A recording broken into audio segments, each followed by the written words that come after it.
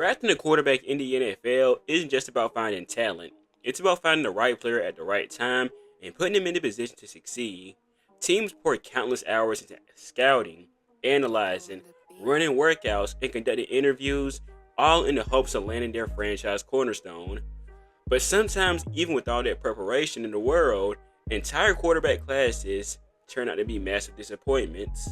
Throughout the NFL history, there have been many draft years where teams desperately needed a quarterback, but the available prospects weren't up to the task.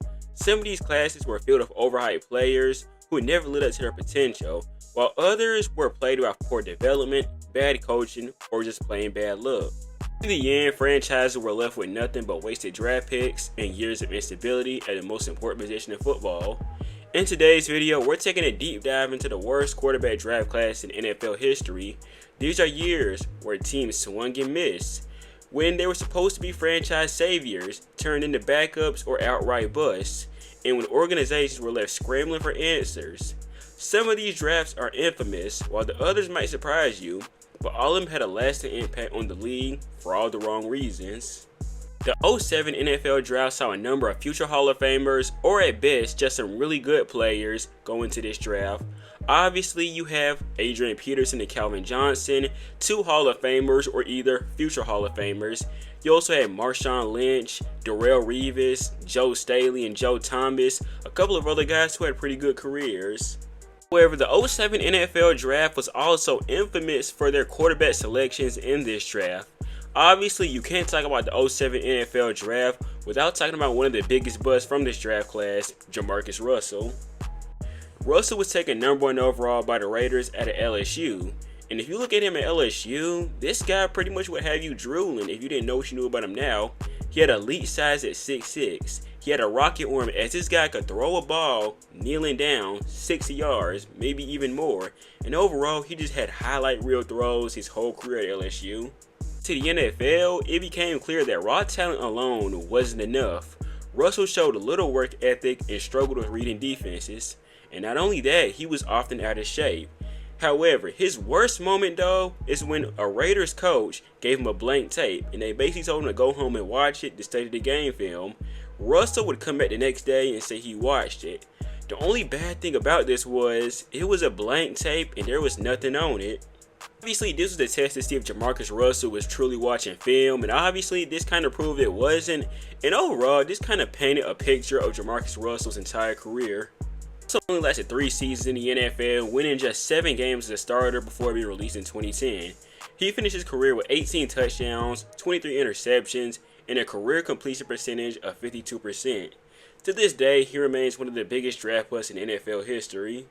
Now, while Jamarcus Russell was by far one of the biggest draft busts in NFL history, there's another guy who doesn't get a lot of talk, and he was also a bust in this draft class.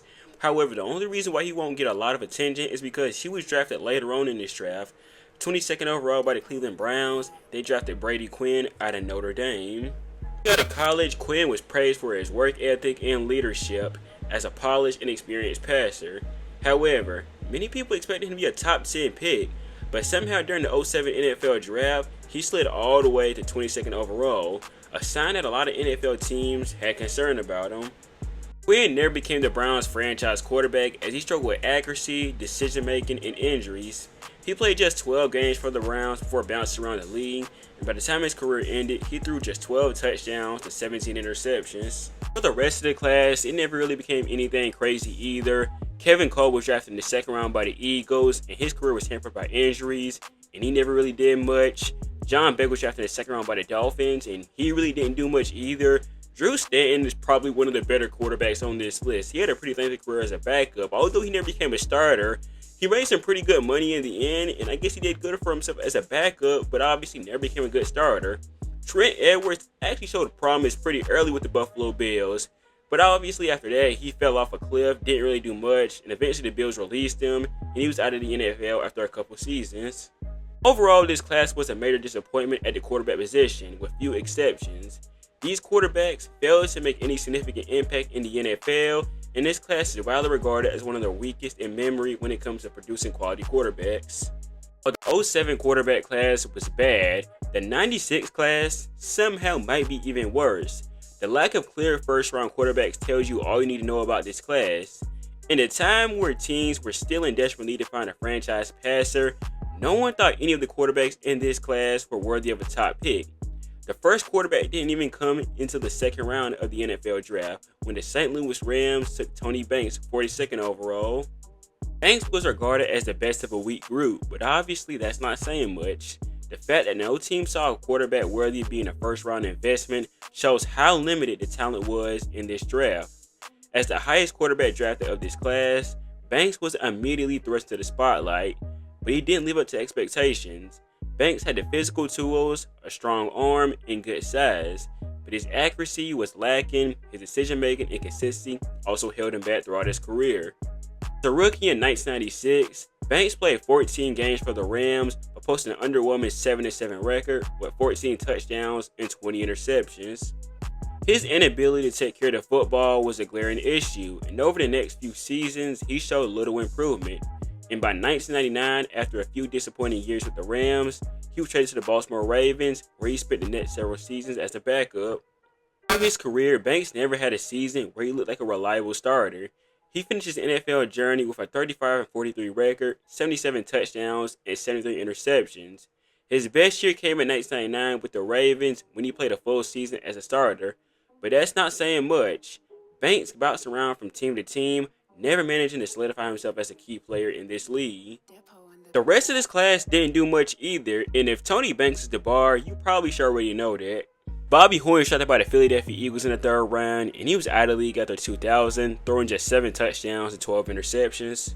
Danny Cannell was drafted in the fourth round by the New York Giants, where he spent several years as a backup for them and the Atlanta Falcons, but that was really it for them, although he did have a solid season in 1997, but again, that was pretty much it.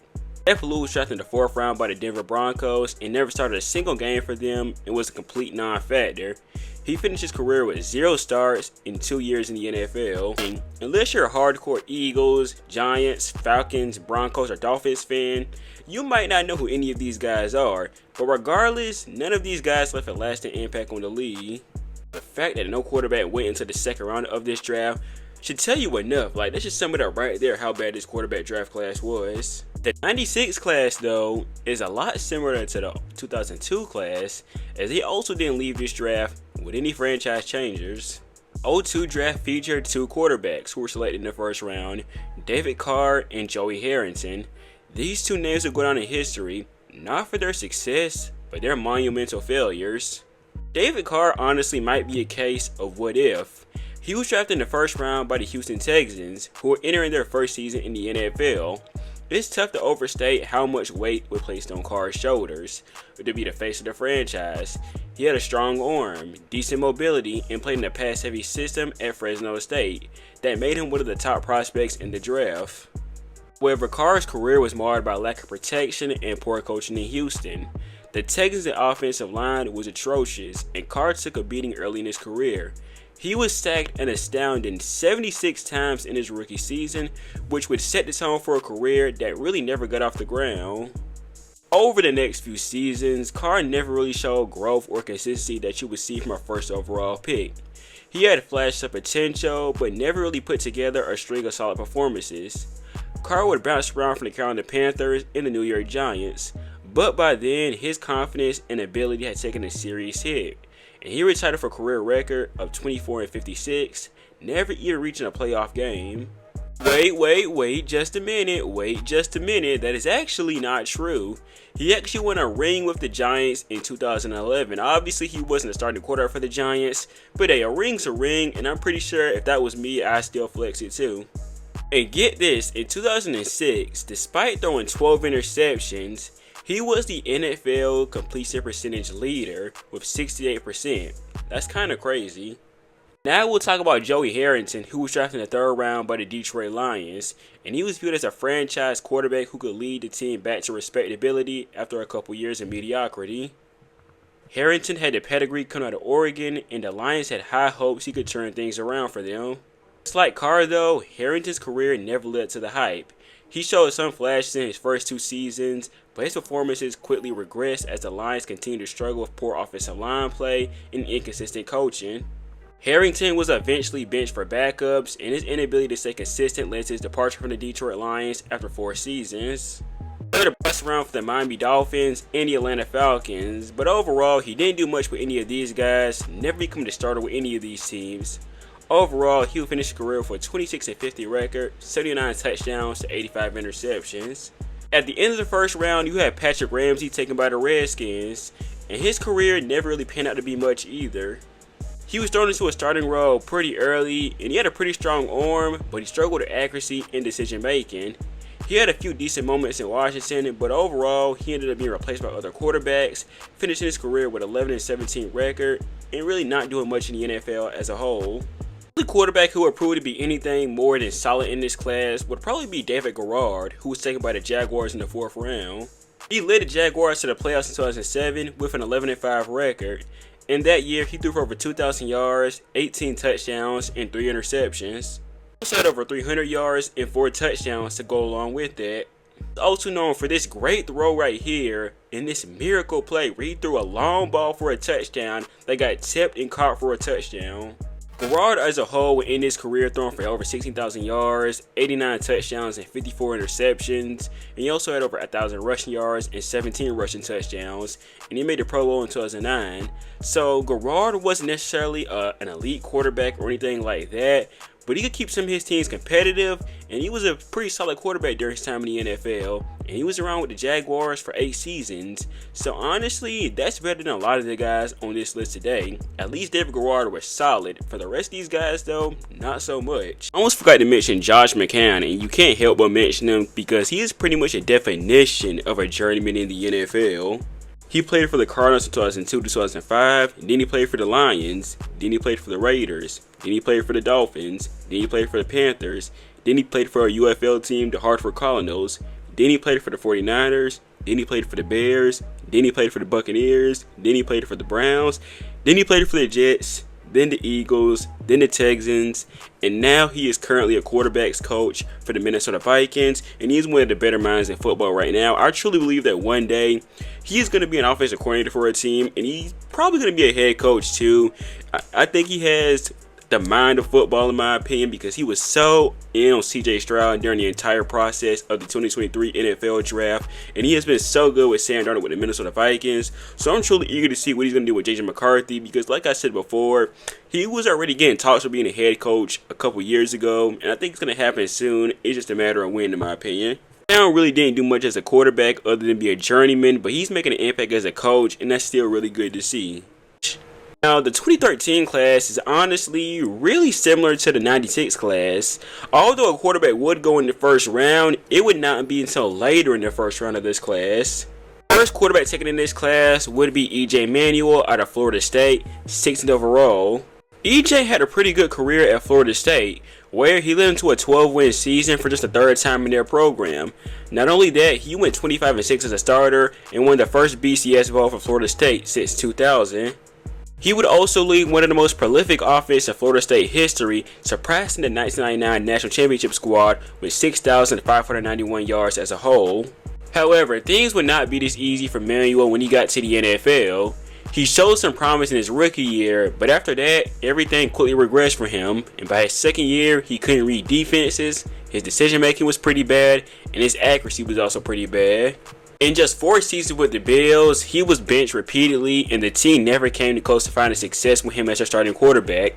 As a matter of fact, Tyrod Taylor ended up becoming a better quarterback for the Bills. Manuel's career ended with a forgettable 6-10 record as a starter and a failed stint with the Raiders. No one will mistake Manuel for anything more than a failed experiment and a waste of a first-round pick. And we have Mike Glennon, who was drafted in the 3rd round by the Tampa Bay Buccaneers.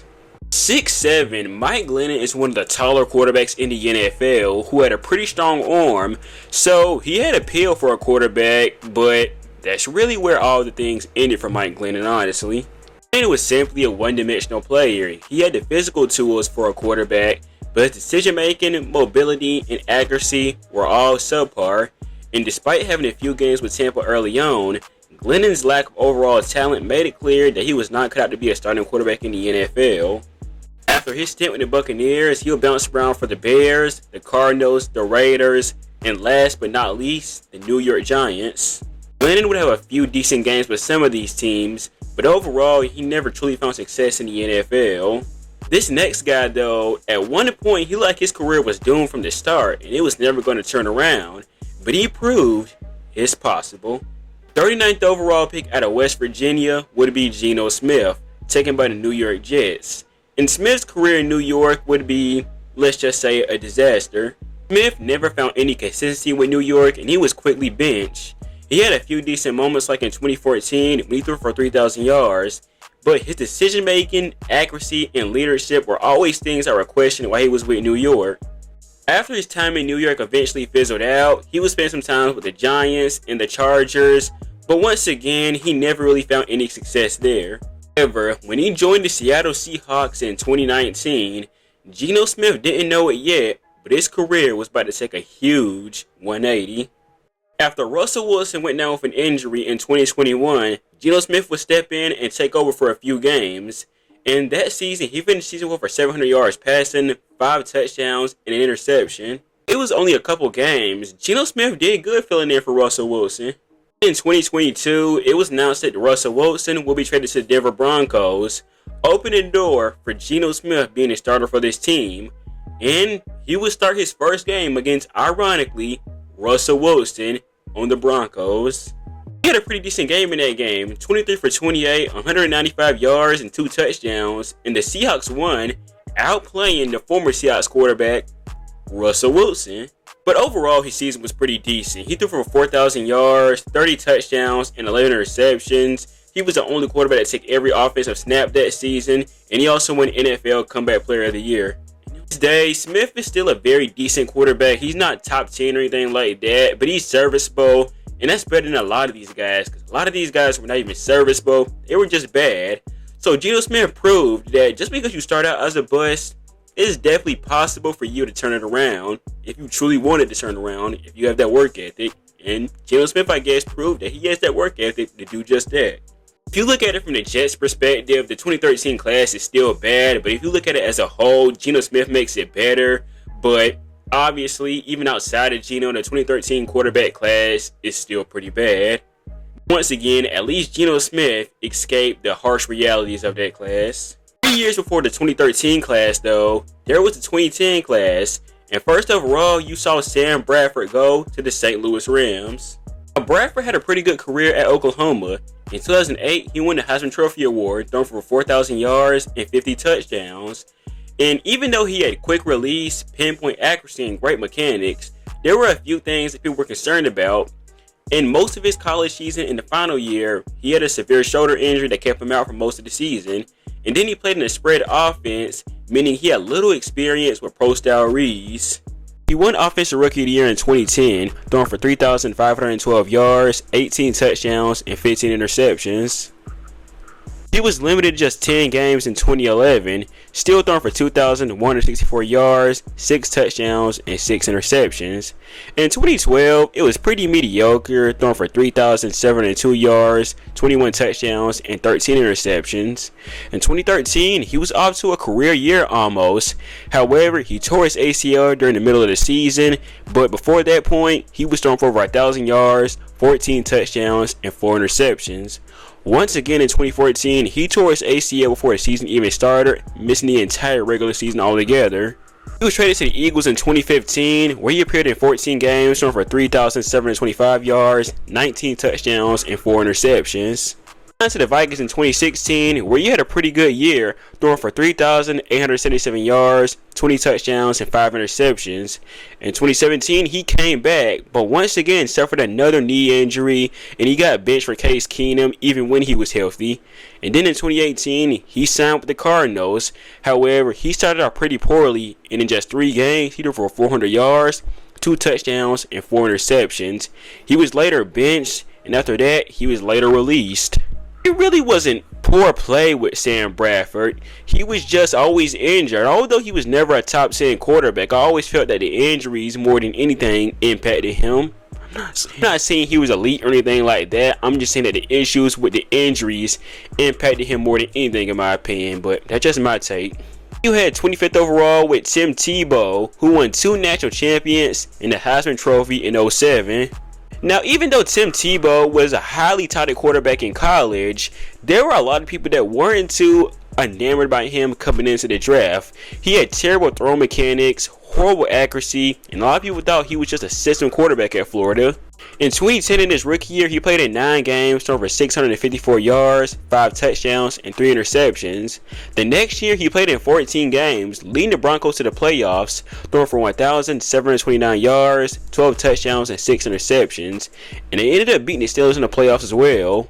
But the Broncos saw this, and they guess what? They still said, we're going to sign Peyton Manning, and they would trade Tim Tebow to the Jets, where from then on out, he'll mostly play in the preseason with them and the Eagles later on in his career.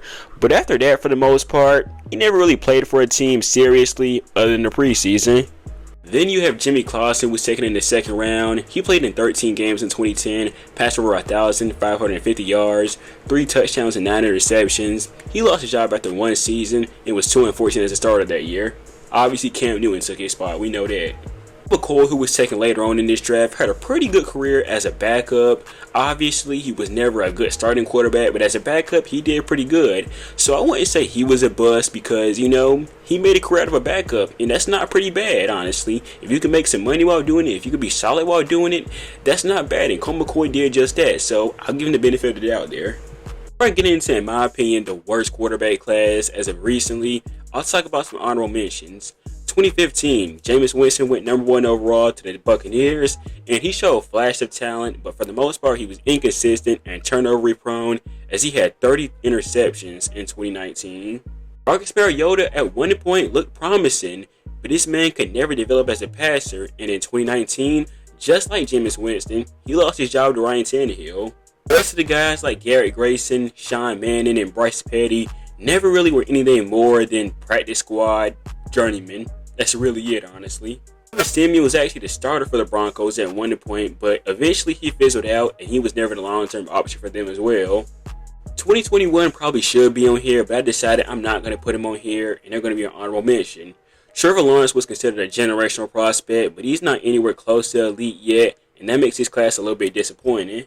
Zach Wilson had horrible decision-making and poor accuracy, and overall, he was just a really bad quarterback. Trey Lance played almost no games due to injuries and poor development. He lost his job to Brock Purdy and got traded to Dallas after 2 seasons. Fields was absolutely elite as a runner, but as a passer, he never really developed. And in the end, that's kind of where he is now, simply just a bridge quarterback or a backup quarterback. Mac Jones had a pretty good rookie year with the Patriots in 2021, where he even led them to the playoffs. And then after that, he fell off a cliff, especially in 2023, where he got benched multiple times. And then he got traded to the Jaguars to back up Trevor Lawrence, who was the number 1 overall pick in this same draft class. And now, he's just a backup, simple as that. Davis Mills, he was pretty good for a backup quarterback. He was drafted in the 3rd round. I don't think anybody expected him to be an all-pro or a starter long-term or anything like that. But as a backup, I guess he's okay. The reason why I didn't put this in my all-time worst draft class of all time is because Trevor Lawrence is a pretty good, not great, but pretty good. Justin Fields still has a chance. I know it's crazy, but he still does. Everybody else, though, they're pretty much a lost cause at this point, I feel like. Now we're going to talk about, in my opinion, the worst draft class, at least in recent memory, at the quarterback position. The 2021 draft class. I remember coming into this class, a lot of people weren't too enthusiastic about the quarterbacks in this class. And honestly, looking at it now, they probably were right not to be enthusiastic about it. There wouldn't be a single quarterback taken in the 2022 NFL draft until the 20th overall in the 1st round. And they ended up being Kenny Pickett out of Pittsburgh, drafted by the Pittsburgh Steelers.